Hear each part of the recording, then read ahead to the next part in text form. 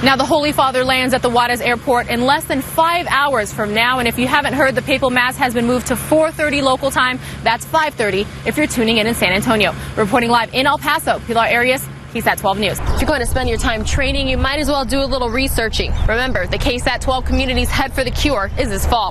Happy running. Now, I've been here since early this morning, and although I have noticed that every driver entering base has been asked for identification, I haven't seen any vehicle checks. Now at 6, we will be talking about the quick response time to this tragedy, all of the agencies involved, and how airmen are trained for active shooter situations. Reporting live at Lackland Air Force Base's Medina Annex, Pilar Arias, KSAT 12 News. People who live in this community say getting access is as easy as taking a few steps. They'd like to see this gap fully enclosed so they could feel a little safer. As for what would happen to Wolf Stadium here should the missions leave San Antonio, well, Mayor Taylor says she doesn't have that answer just yet, but several groups have expressed interest in repurposing it. Reporting live at Wolf Stadium, Pilar Arias, KSAT 12 News. The most recent property value by Bexar County Appraisal District lists this neighboring property at $24,000. This is the empty lot where the brand new homes are going to go.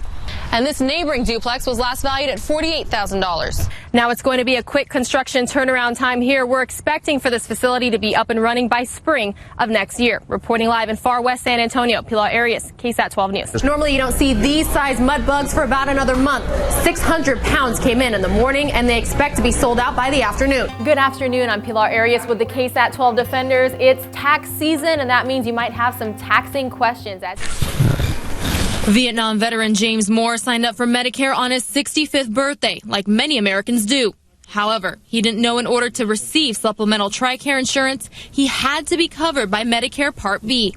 Not being covered on the road is an issue. TRICARE is a part of the military health system that allows someone to seek care when they're away from a Veterans Affairs facility or military base.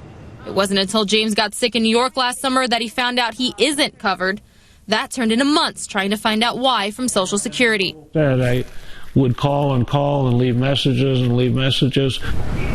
15 minutes after a defender's conversation with a Social Security representative, James got that call back he's been waiting for months. They say they're still working on it, and we plan to stick with him through the process. James wishes the initial Social Security employees he worked with understood military retirees' health care benefits and needs, so he would have been properly enrolled immediately.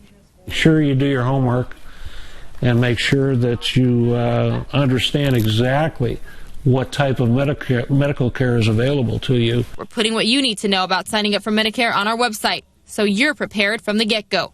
For the Defenders, Pilar Arias, KSAT 12 News. Buyer beware. There's a highway robbery going on right now. Many know David Brockhouse as Pastor Dave. He recently traveled to Conroe to visit a fellow pastor and parishioner.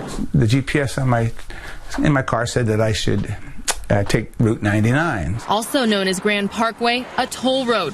That was news to Brockhouse. About 3 or 4 miles into it, I realized it was a toll road. The portion he traveled is managed by TxDOT, but drivers must have one of these electronic toll tags to use it. Those who don't pay a higher cost of convenience.